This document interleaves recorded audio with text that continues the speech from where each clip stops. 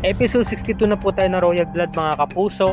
May kita natin dito no, naiinis pa rin itong si Beatrice sa kuya Napoy niya kasi nga naman pinagmumukha daw siyang guilty dahil nga sa pagpigil nga ni Napoy sa pagputok ng baril kay Andrew.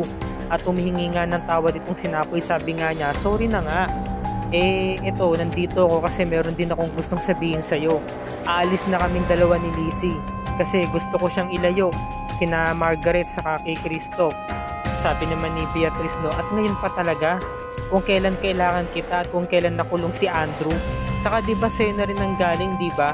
Aayusin mo ang pamilyang ito, yung gusot ng pamilyang ito. O sige na siya, umalis ka na, umalis na kayo. Iwan nyo na ako. So nagtampo na itong si Beatrice no.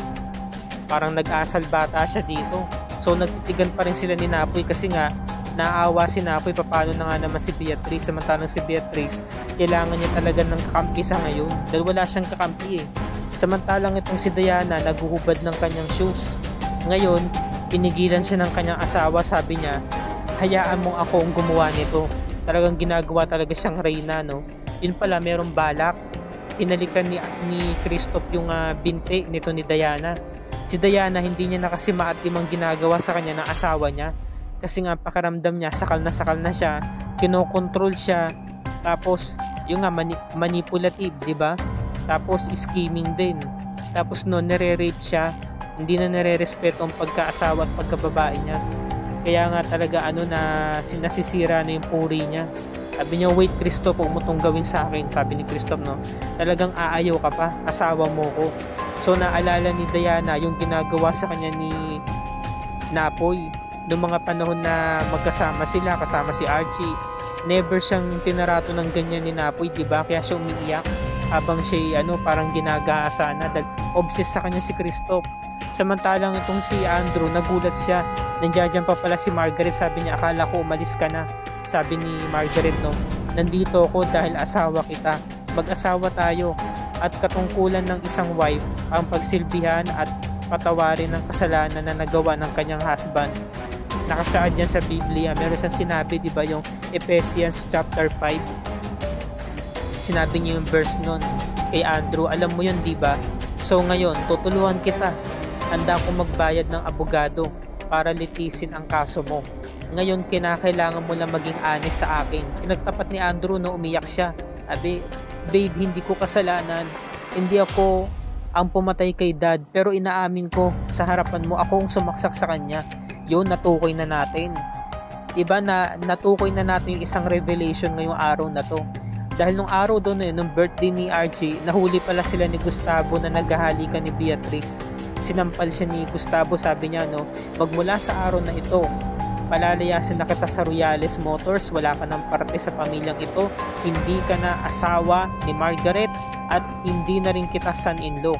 Bibigyan kita ng 3 araw para asikasuhin ang divorce papers nyo. Sinampal pa siya ng isa pa no, mag-asawang sampal na malakas. Umalis na si Gustavo kaya nagdilim ang paningin ni Andrew. Ito pala yung dahilan. Kaya sabi ko na nga ba, tama yung hinala ko Si Andrew talaga ang isa sa mga killer at alam ko na nung umpisa pa na dalawa ang killer dito. Diba? Unang-una yung sinaksak sa likod, pangalawa yung pagkakalason. Ito yung panyo niya na merong initial na letter N. Ito yung ginamit niya pangkuha dun sa kutsilyo.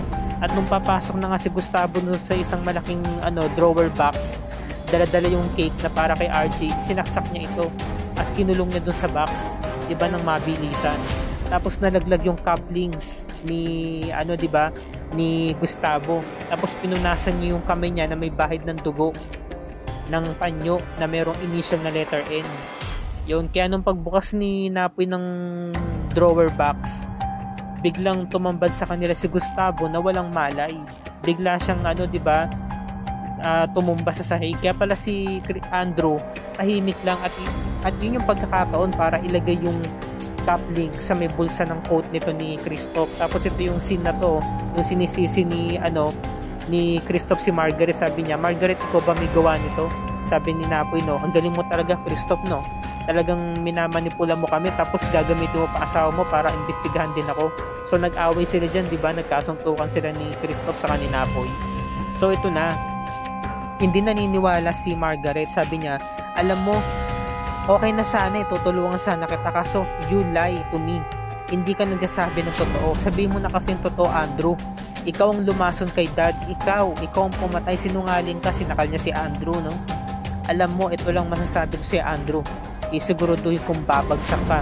Gagamitin ko lahat ng kapangyarihan, ng pera ko, ang kumpanya, ang pangalan ko, lahat ng kapangyarihan ko para lang mabulok ka rito sa kulungan. Sinabi niya talaga sa asawa niya, no? Sa akin naman, talagang it's payback time. Talagang gumaganti na nung gusto tong si Margaret, no? Para sa asawa niya. Talagang Margaret version 2.0 na to. Sobrang tapon niya na dito. Samantalang nung ito na nga, matapos yung kahalayan na ginawa sa kanya ng asawa niya si Christoph, umiiyak tong si Diana. Karamdam niya worthless siya, 'di ba? Hopeless pati. Kaya sabi niya, ano ba tong desisyon na ginawa ko? Hindi ko nakilala ang sarili ko. Ako pa ba to? Ikaw pa ba to, Diana? Habang hinuhubad niya yung hikaw niya. Lahat ng mga palamuti sa katawan niya, hinuhubad niya. Tapos, naalala niya si Napoy, no? Sabi nga ni Napoy, bakit mo ba ako iniiwasan? Sabi naman ni Diana dito sa eksenang to, kung naiilang ka sa akin, simple lang ang gawin mo, Napoy. Leave me alone. Sinabi niya, di ba? Yun eh. Kasi nga sabi nga ni dito, di ba, ni Napoy, masaya ka na ba sa bago mong buhay ngayon?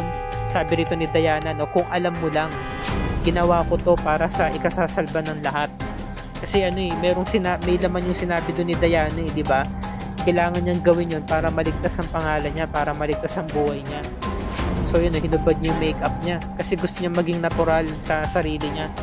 Kaya sa gabing yun, sinuot niya na yung puzzle na kwintas na binigay ni Napoy. Sinuot niya na kasi gusto niya na magpakatotoo sa sarili niya. Naalala niya yung trato sa kanya ni Napoy hanggang ngayon, di ba? Wala pa rin pinagbago, may respeto pa rin sa kanya. Samantala, nagmamaktol itong si Archie, biglang pumasok, nag-iiyak. Niyakap ni Diana, pinatahan. Ang galing umarte talaga nito na Aidan Veneracion, no? Sobrang kudos tong batang to.